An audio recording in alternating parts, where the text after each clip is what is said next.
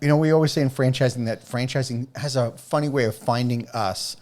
And you have a fascinating story growing up in Bulgaria in a small village, which I think kind of leads to your why on why you do what you do. Would you share sort of your beginnings and your parents and and the inspiration there? Sure, and that's a very personal moment, and I came to the realization of what my why was when I started writing the book. And funnily enough, you learn a lot about yourself when writing your own book. Mm-hmm. So I started thinking about, where does this passion comes from? Why am I so passionate about franchise marketing and helping smaller businesses succeed? And I started digging, and this was a memory that I almost blocked out because I was very young. I should have been 6 or 7 the most, when my parents, they're both teachers, and back then having a teaching career in Bulgaria was quite difficult. They were barely making ends meet, so they decided to start their own business. My dad is also an engineer, so they started their luxury furniture manufacturing company, and they had this brilliant products, absolutely brilliant kitchens, and tables and chairs, and my dad and mom put their heart into the business. However, what they struggled with was actually the business side of things and marketing their brilliant product. How do you go to market with a product that's so good? And unfortunately, a few years later, they had to shut down the company because it wasn't successful. While they were running 2 jobs and working from 8 a.m. till 10 p.m., I was the one that had to do all the chores, cook, clean, look after my younger sister. So I was trying to contribute and help in a very subconscious, innocent child way. However, them failing and not making it through with the business, I almost forgot about that memory. It was very, very recent thing when I wrote the book that it came back to me.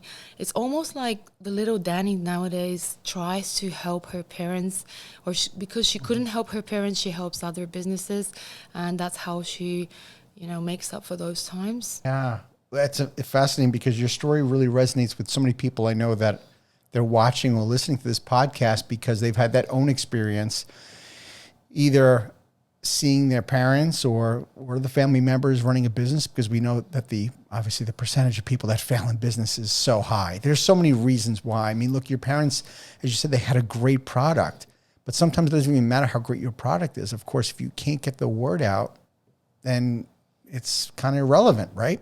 That's absolutely right. And if had they had the structure of franchising or someone giving them the business in a box, as we call it, they would have made it. I'm sure that they would have. If they had, the marketing, the sales side and everything structured like franchising does, they would have made it. But unfortunately, they didn't. And that's why they struggled. And I believe this is rooted in my why. This is why I believe in franchising so much, because it's a method and a structure and a way for people to succeed. Yeah. Well, in your book, Dani, you talk about the 5 F's model, and so why don't we kind of dive into that, because it's the crux of the book, and I think it's also particularly most important for new franchisors to hear this. So why don't we tackle one at a time here? Having a fantastic reputation. Now we know that's obvious, but why did you list that one first? What was your thoughts on making that the first F?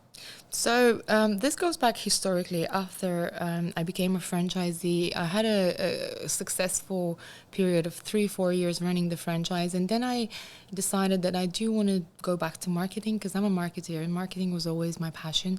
And I identified, seeing franchisor and franchisee side, I identified this gap in the market. So that's how I created the franchise marketing agency that I run today.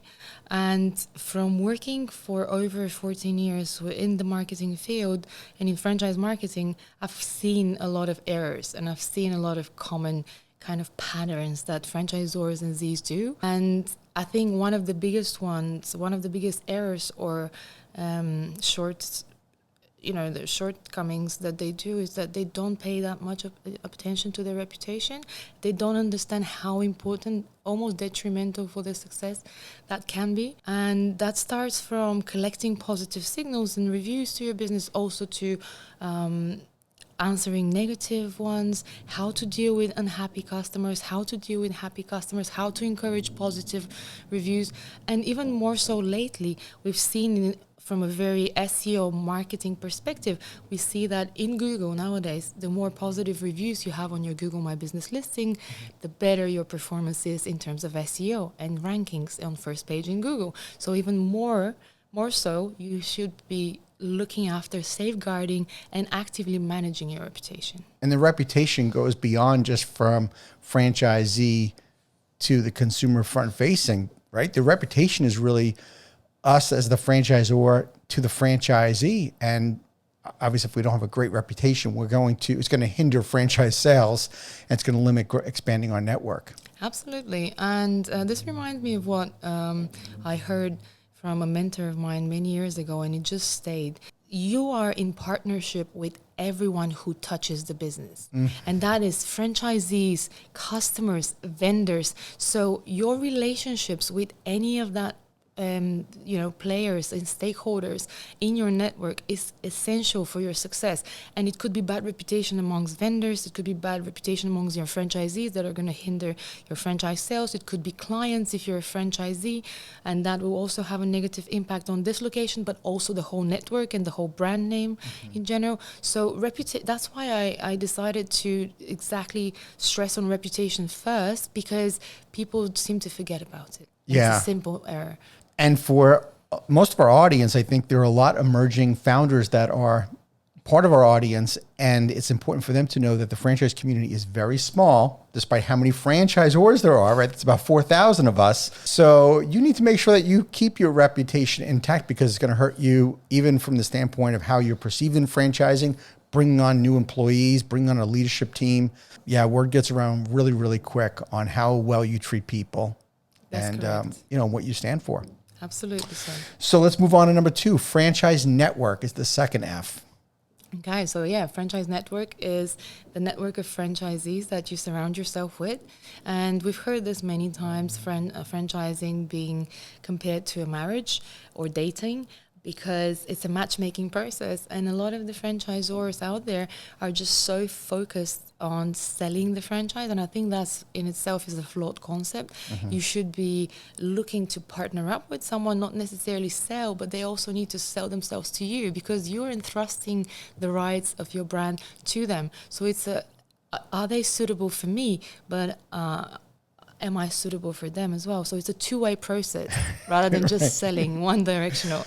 It's true. And it is a balance, because as we start out as a franchisor, we're trying to keep the lights on by selling franchises, but at the same time, we want them to be the right person. And I know many times we've talked about on this podcast with other guests how, those first dozen franchisees really set the culture for what your franchise network is going to look like. And also, who becomes a franchisee early on in your system doesn't really look like the same type of franchisee when you have number 100, right? Those first franchisees are going to be bigger risk takers, whereas somebody that is your 100th franchisee is going to look vastly different.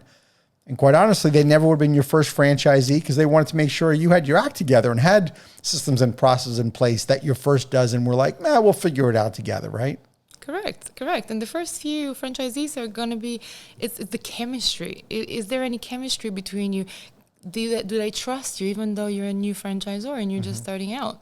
And what I advise in the book is always have an ideal buyer persona or an ideal franchisee avatar. Even if you're just starting out now, create a few and think about John Doe or Jane Doe or a next third ideal franchisee avatar, and list out all the qualities and skill set and background information and demographics and anything you can think of, because you need to know who you're looking for so that you can shortlist the candidates, so that you can set your campaigns and target with your marketing message correctly the people you'd like to attract, and not just shoot in the dark. Because a lot of franchisors think, my franchise is so simple, the concept is so simple that anyone can do it. All right, yes, probably so, but you still need to focus on a particular group. Right. Thank you for tuning into the Emerging Franchise Brands podcast. For additional insights, guest applications, and to stay connected, visit us at efbpodcast.com. The Emerging Franchise Brands podcast is for entertainment purposes only, and the views expressed do not necessarily represent those of Emerging Franchise Brands, its host Frank Fiume, or Emerging Franchise Group LLC. Any discussed franchise or investment opportunity requires thorough investigation, obtaining proper disclosure documents, and expert consultation before making any investment decisions. The podcast and its hosts do not offer professional advice or endorsements, and they hold no responsibility for actions, representations, accuracy, or consequential damages related to the podcast content.